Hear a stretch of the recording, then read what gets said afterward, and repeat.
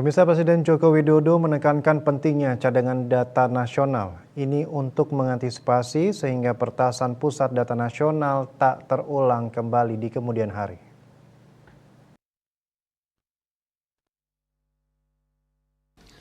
Dikutip dari kantor berita Antara, Jokowi menegaskan agar semua data nasional memiliki cadangan. Presiden telah mengevaluasi insiden peretasan dalam bentuk ransomware yang berakibat lumpuhnya server sejumlah lembaga dan kementerian. Peristiwa itu dialami Pusat Data Nasional, sementara PDNS di Surabaya yang kali pertama terdeteksi pada 17 Juni 2024. Kepala negara menambahkan peretasan data nasional tidak hanya melanda Indonesia, tapi juga sejumlah negara di dunia.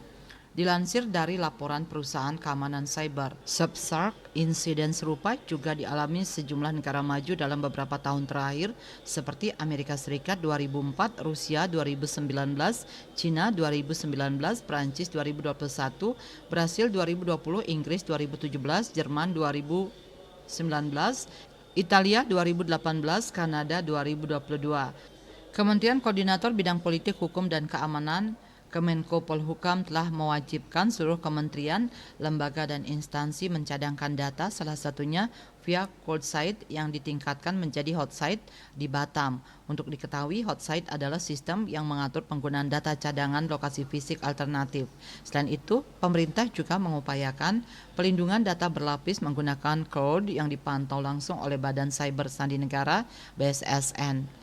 Menko Polhukam Hadi Cahyanto memastikan layanan PDNS 2 pulih dari serangan cyber pada bulan ini. KMB Bali Pos melaporkan.